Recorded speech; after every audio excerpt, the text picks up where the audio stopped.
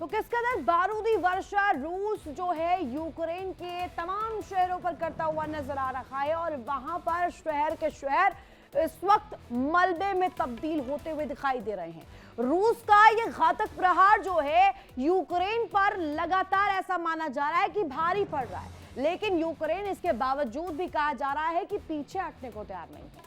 पश्चिमी देश हथियार दे रहे हैं, मदद के दावे कर रहे हैं, लेकिन जमीनी हकीकत कुछ और ही कहानी बयां कर रही है। नेटो के भीतर अब सवाल उठने लगा है, नेटो में भी सवाल किया जा रहा है, क्या यूक्रेन को अनंत काल तक समर्थन दिया जा सकता है या फिर किसी बिंदु पर इस जंग को विराम देना ही पड़ेगा, किसी निष्कर्ष पर आना ही पड़ेगा। नेटो की सदस्यता यूक्रेन को मिलेगी नहीं मिलेगी ये दूसरी बात, लेकिन क्या इस संघर्ष को रोकने के लिए किसी एक ऐसे बिंदु को यहां पर केंद्रित करके चर्चा की जानी चाहिए जिस पर संघर्ष विराम हो सके। देखिए,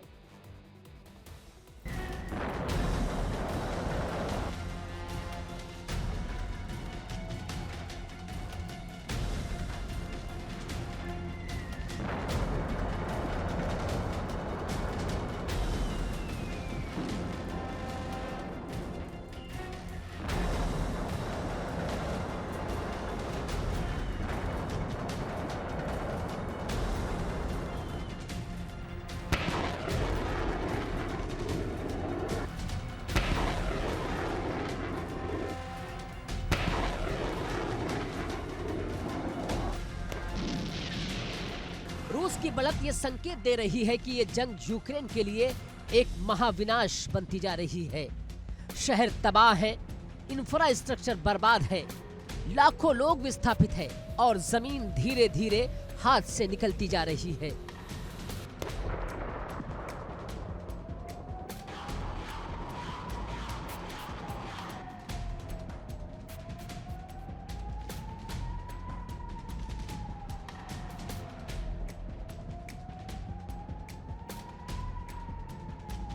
आज हालात ऐसे हैं कि अगर नक्शे पर नजर डालें तो रूस के लाल लकीरें यूक्रेन के भीतर और गहरी होती जा रही हैं और यही वो सच्चाई है जो पश्चिमी देशों को डरा रही है।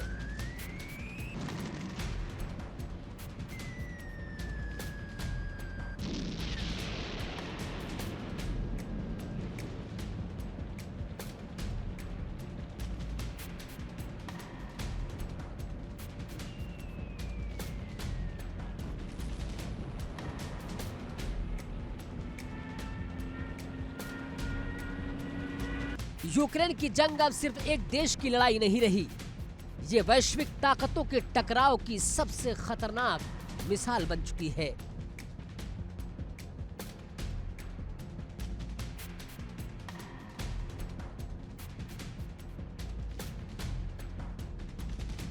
लेकिन सवाल अब भी कायम है, क्या ज़ेलेंस्की आखिरी दम तक लड़ेंगे या फिर यूक्रेन को अपने कुछ हिस्सों की कुर्बानी देकर इस जंग को खत्म करना पड़ेगा? जवाब भविष्य के गर्भ में है, लेकिन फिलहाल रण क्षेत्र के आंकड़े यूक्रेन के पक्ष में नहीं है।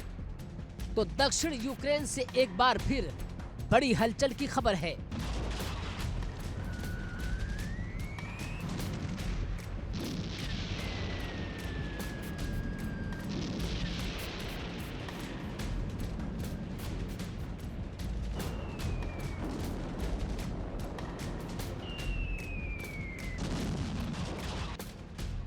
निपर नदी के मोर्चे पर जंग की आहट तेज होती जा रही है।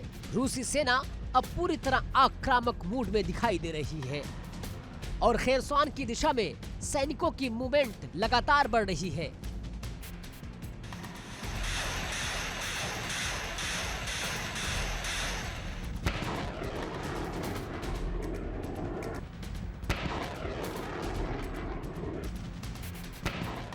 ग्राउंड रिपोर्ट्स के मुताबिक रूसी सैनिक निपन नदी के किनारों पर अपनी मौजूदगी मजबूत कर रहे हैं। मकसद साफ है, निपर नदी को पार करना और खेरसोन सेक्टर में एक बड़ा सैन्य ऑपरेशन शुरू करना।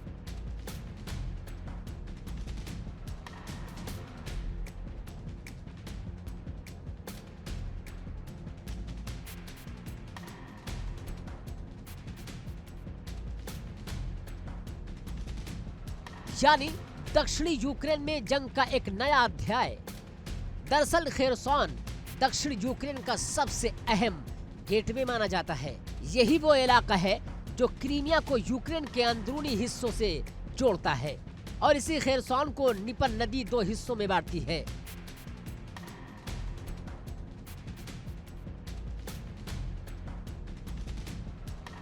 निपर नदी का दाहिना किनारा फिलहाल यूक्रेन के नियंत्रण में है, जबकि नदी का बायां किनारा रूस के कब्जे में माना जाता है।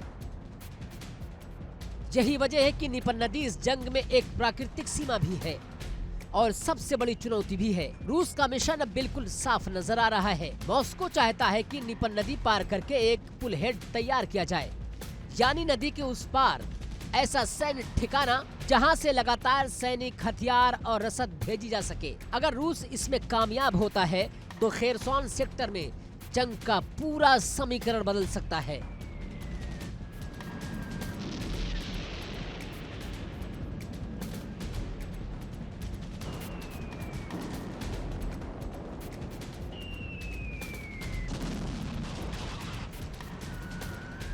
सैन्य जानकारों का मानना है कि रूस की ये रणनीति सिर्फ खेरसॉन तक सीमित नहीं है। असल मकसद है दक्षिणी मोर्चे पर यूक्रेनी सेना को पूरी तरह उलझा देना।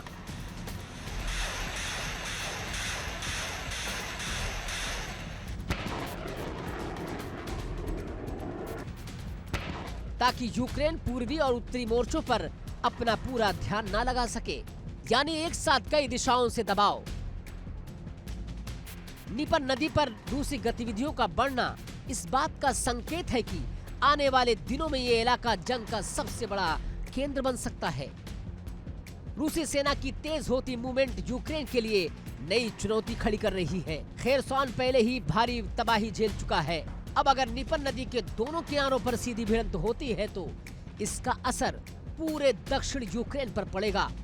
सप्लाई लाइन, संचार व्यवस्था और सैन्य संतुलन सब कुछ दांव पर होगा।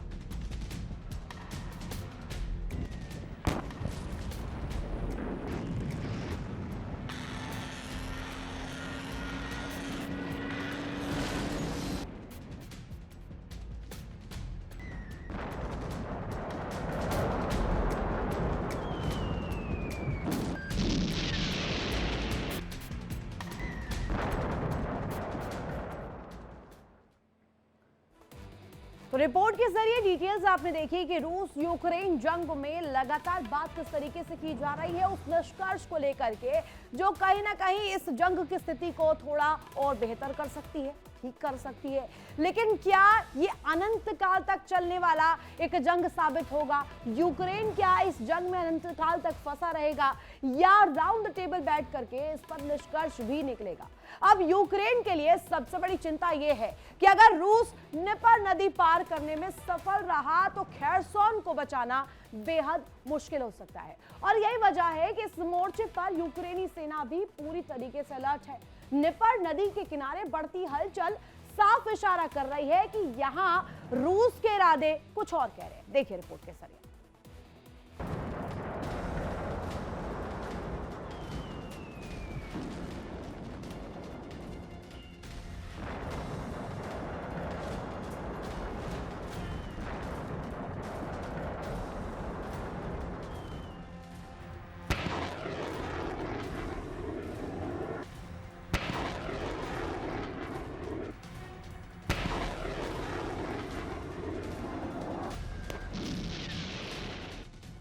रूस का इरादा स्पष्ट है, खेरसॉन में दबाव बनाना और पूरे दक्षिणी मोर्चे पर यूक्रेन को उलझाए रखना। अब देखना यह होगा कि क्या निपर नदी रूस की राह रोक पाएगी।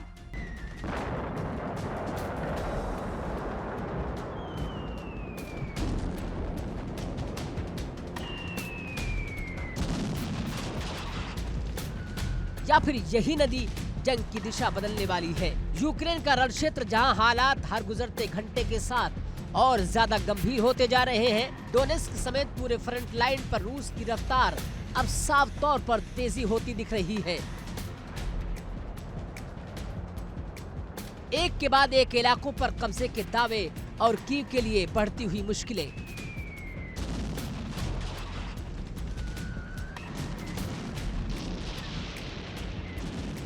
डोनेस्क फ्रंट पर अगर आंकड़ों की बात करें तो यूक्रेन के पूर्वी हिस्से में हालात कीव के लिए बेहद चिंताजनक है। डोनेस्क क्षेत्र का करीब 78% इलाका अब रूस के नियंत्रण में है। लुहांस्क की बात करें तो हालात और भी ज्यादा गंभीर हैं। यहाँ 99% इलाकों पर रूसी कब्जा बताया जा रहा है।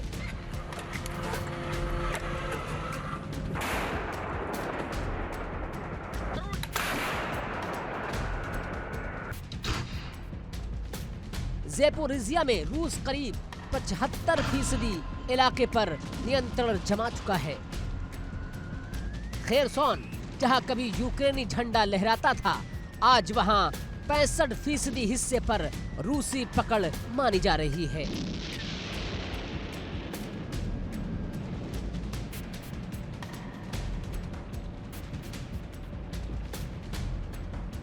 लेकिन सबसे ज्यादा सनसनी एक और दावे ने फैला दी है।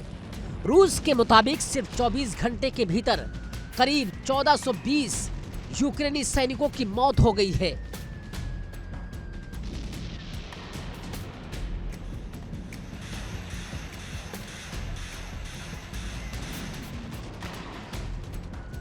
हालांकि यूक्रेन की ओर से इन आंकड़ों की पुष्टि नहीं हो सकी है, लेकिन इतना तय है कि जंग की तेजी अब अपने चरम पर है।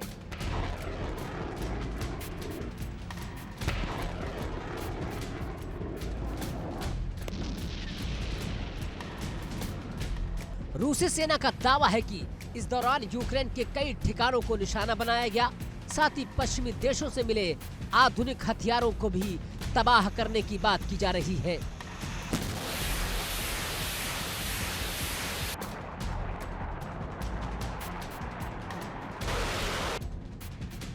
यानी वो हथियार जिनके भरोसे यूक्रेन लंबे समय से जंग लड़ रहा है, अब तेजी से खत्म होते जा रहे हैं। दावा ये भी है कि ये जंग अब सिर्फ इलाकों की नहीं बल्कि संसाधनों की लड़ाई बन चुकी है।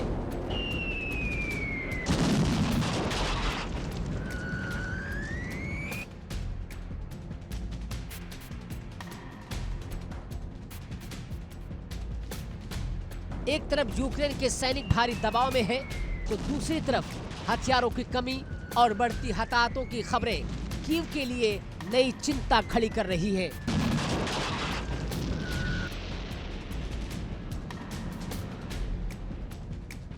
यही वजह है कि यूक्रेन की ओर से पश्चिमी देशों को एक बार फिर मदद की गुहार लगाई जा रही है।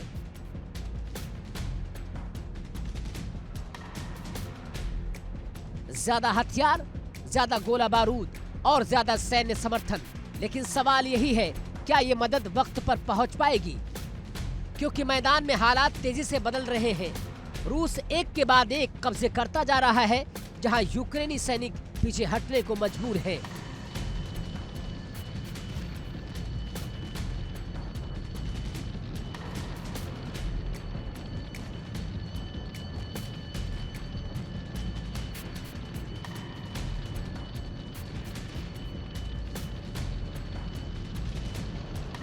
वही रूसी सेना नई पोजीशन मजबूत करने में जुटी है।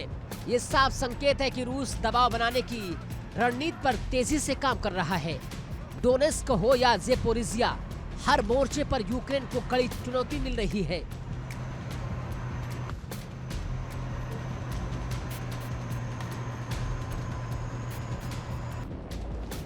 सैनिकों को नुकसान, हथियारों की तबाही और लगातार बढ़ता रूसी दबाव, ये सब मिलकर यूक्रेन की मुश्किलें और गहरी कर रहे हैं।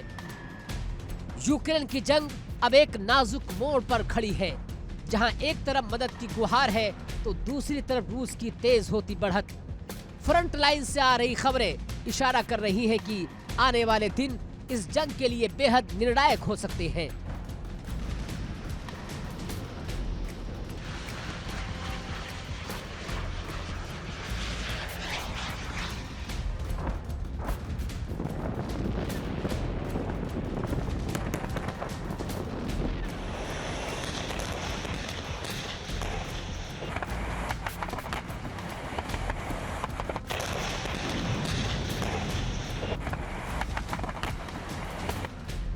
अब देखना ये होगा कि क्या यूक्रेन इस दबाव को झेल पाएगा या फिर रण क्षेत्र के ये आंकड़े जंग की दिशा हमेशा के लिए बदल देंगे। Bureau report, India TV.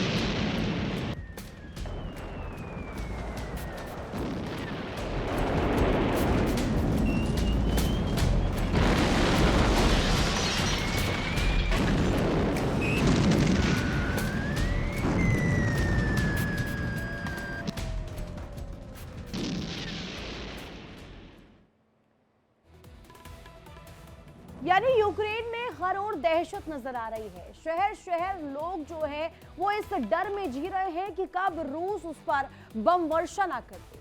और इसको लेकर के अब लगातार पूरे वर्ल्ड ऑर्डर में चर्चा भी की जा रही कि अब इस संघर्ष को विराम पर लाना होगा, ये जंग रोकनी होगी, नहीं तो इसमें कहीं ना कहीं जो यूक्रेन है वो पिसता चला जाएगा और नेटो में सदस्यता का ये मामला कहीं यूक्रेन के लिए इस कदर भारी ना पड़ जाए, अनंत काल तक ये जंग ना चले जाए। चलिए अब बात करते हैं वेनेजुएला की और अमेरिका की।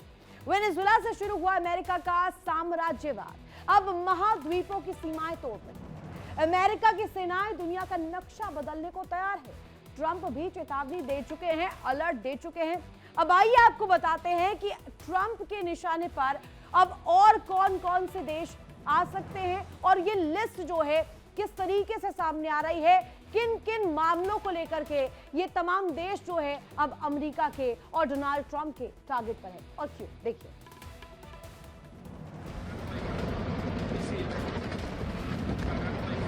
अमेरिका का वेनेजुएला में एक्शन, दूसरे देशों को चेतावनी।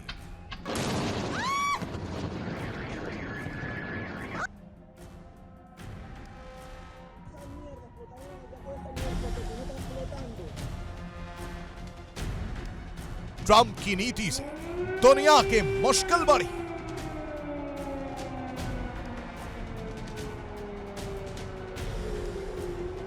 वेनेजुएला में अमेरिकी कमांडो ने ऑपरेशन किया।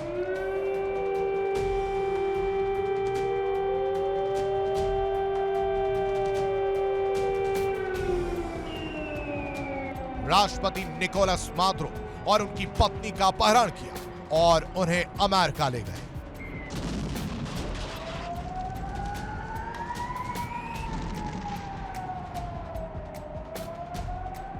देखने में भले ही ऐसा लगे कि ऑपरेशन खत्म हो गया,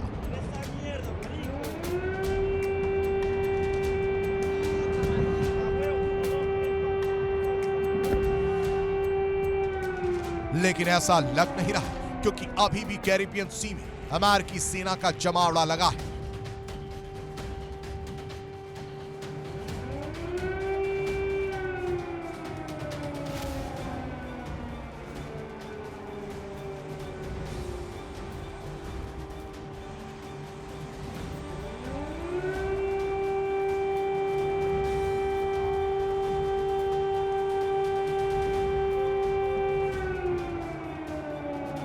अभी भी प्यूर्टो रिको और दूसरे बेस पर अमेरिकी एयरफोर्स की हलचल जारी है।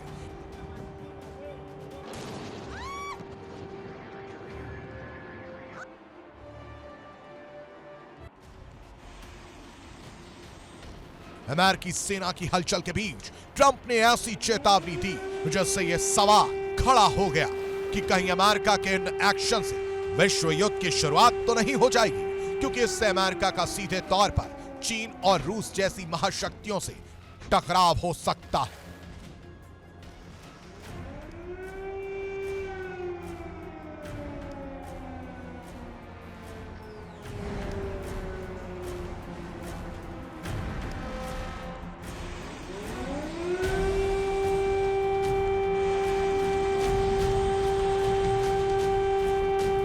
ट्रंप ने क्यूबा, कोलंबिया और मैक्सिको पर ड्रग्स कार्टेल चलाने का आरोप लगाया। उन्होंने कहा कि यहां से अमेरिका में ड्रग्स पहुंचते हैं जिससे वहां लोगों की जान जाती है।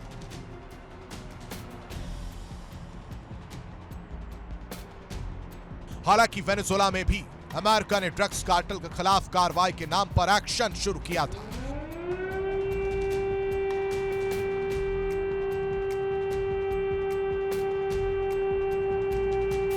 लेकिन बाद में यह लड़ाई तेल के खेल में बदल गई और अब दूसरे देशों में मौजूद प्राकृतिक संसाधन ही ट्रंप के एक्शन की वजह बन सकते हैं।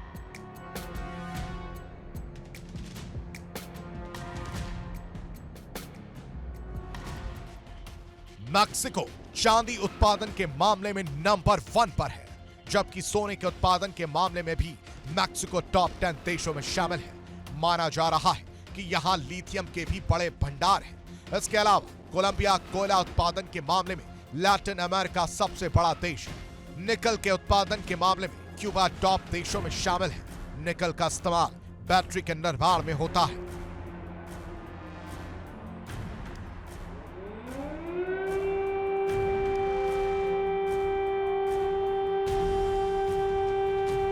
माना जा रहा है कि अमेरिका इन देशों के संसाधनों पर नियंत्रण हासिल करना चाहता है, फिर चाहे वहां की सरकारें खुद अमेरिका का प्रभुत्व स्वीकार कर ले या फिर अमेरिका सैन्य ताकत के दम पर वहां की सरकार को झुका दे।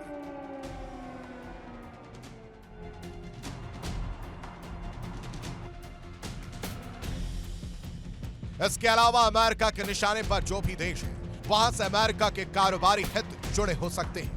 पनामा के पास से होकर अमेरिका के करीब 40 कंटेनर गुजरते हैं। यहां अमेरिका के कंटेनरों से ज्यादा शुल्क वसूलने का आरोप लगाया जा चुका है।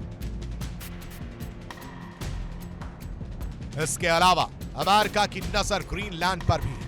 माना जा रहा है कि अमेरिका की नजर यहां मौजूद ऑयल और रेयर अर्थ मिनरल पर है।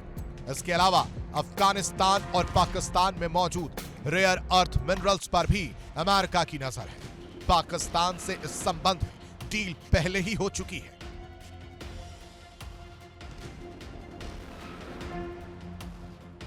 अमेरिका ताइवान का साथ देता रहता है।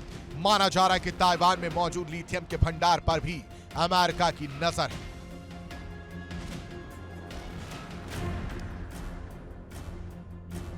वेनेजुएला पर अमेरिकी कार्रवाई इस बात का सबूत है कि अमेरिका सबसे ऊपर अपने कारोबारी हितों को रखता है। अब अमेरिका के विपक्षी नेता भी इस बात की तस्दीक कर रहे हैं। फिलहाल आशंका यही है कि कहीं अमेरिका की आगे की कार्रवाई दुनिया को एक और विश्व युद्ध के कगार तक न पहुंचा दे, क्योंकि इसमें एक और तो अपनी भारी भरकम सेना के साथ अमेरिका होगा,